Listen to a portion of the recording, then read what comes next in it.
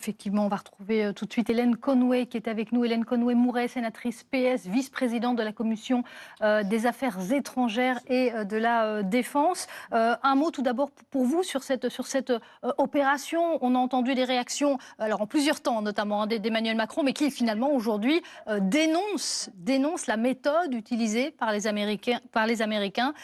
Quelle est votre réaction à vous? Moi, j'allais dire enfin. Enfin, parce que si les Européens ne le font pas, quel sera le continent qui va défendre le droit international, qui va défendre la charte et l'esprit onusien? En effet, il y a plusieurs méthodes, méthodes diplomatiques, politiques. Et puis, il y a la force qui est exercée généralement quand les deux premiers ont failli. Donc là, nous n'avons pas de diplomatie. Enfin, il y a eu des négociations.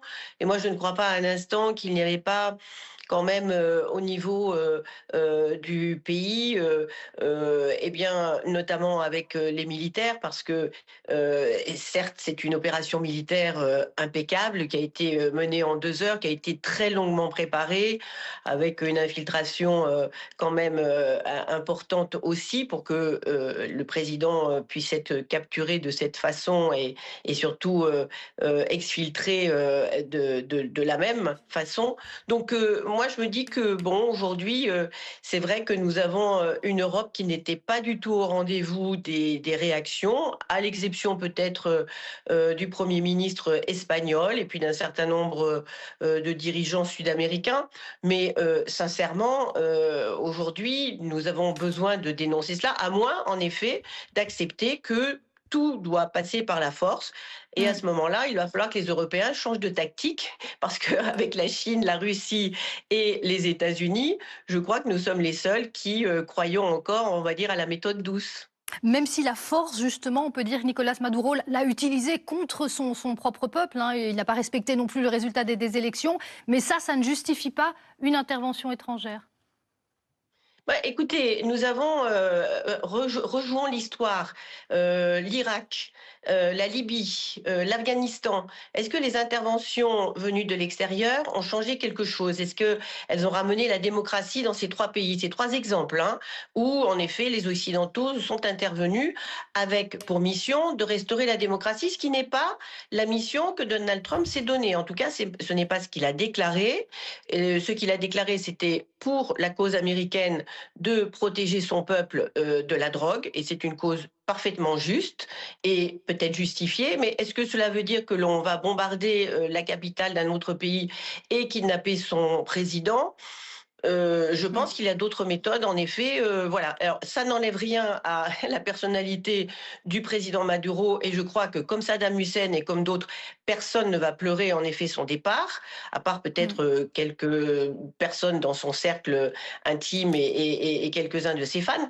Mais sincèrement, non, ce n'est pas la méthode. Enfin, c'est une méthode qui passe par la force. Est-ce que à chaque fois qu'on aura un désaccord avec un pays, on va aller bombarder la capitale, kidnapper les dirigeants? Enfin, c'est. Mais enfin bon, là, on a un effet médiatique qui est tout à fait à enfin, façon Trump, qui est surjoué. Je pense que les caméras du monde entier ou les télévisions du monde entier relaient bien ces images comme vous le faites aujourd'hui.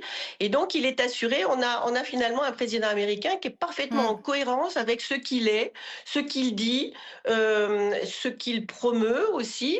Enfin, moi, je n'ai pas de surprise dans finalement ce qui se passe. Simplement, me lamenter que les Européens ne sont pas au rendez-vous de l'histoire, de ce que l'on peut attendre de On nous. va retrouver Hélène Conway-Mouret qui est toujours avec nous, sénatrice. Merci beaucoup d'avoir patienté. Vous évoquiez la timidité des réactions européennes, notamment et également celle d'Emmanuel Macron. Mais est-ce que vous comprenez le dilemme, la complexité pour les dirigeants européens de ne pas vouloir froisser Donald Trump parce qu'il y a notamment cette guerre en Ukraine qu'ils tentent de résoudre avec lui comme partenaire? Mais bien évidemment, je crois que là, nous avons la démonstration à la fois de notre faiblesse et de notre dépendance vis-à-vis des États-Unis. D'ailleurs, il y a eu, avec le discours de Monsieur Vance, qui était quand même le premier discours fondateur de cette nouvelle doctrine, hein, qui est idéologique aussi quand même de part de l'administration Trump, eh bien de ce qui allait se passer. Et là, nous avons la concrétisation avec cet événement-là. Moi, j'ajouterais que Donald Trump, quand même, est très fidèle à ce qu'il dit. Il a dit qu'il ne voulait pas lancer les États-Unis dans des longues guerres qui seraient coûteuses à la fois sur le plan humain et sur le plan matériel. Et en effet, que ça soit l'attaque de l'Iran ou cette opération militaire qui a duré 2 heures et demie, on voit là qu'il n'y a pas de bain de sang. Donc, ce sont des opérations très, très ciblées. Et il fait tout cela parce que à chaque fois, je crois qu'il est très, très conscient qu'il s'adresse à sa base électorale, mais pas que. Il s'adresse au peuple américain qu'il doit satisfaire en restant plus ou moins dans les clous. Alors après, est-ce qu'il va continuer à rester dans les clous? Il en est sorti en tout cas sur le plan du droit international, sur le plan intérieur, ça c'est à voir. Mais là, on voit aussi dans ses prises de parole que dans un premier temps, il avait annoncé qu'il allait diriger le Venezuela pour quelques heures plus tard avoir son ministre des Affaires étrangères annoncer qu'en fait le gouvernement Oui, il y a vénézuélien toutes ces... continuerait voilà, et que les États-Unis, eux, extrairaient l'argent. Donc, nous, les Européens, dans tout cela, bien évidemment, aujourd'hui, est-ce que nous pouvons nous lamenter, utiliser des mots forts et finalement nous satisfaire du rôle qui doit être le nôtre? Mais après, la question fondamentale, c'est quels sont aujourd'hui les leviers que nous avons pour imposer le respect du droit international?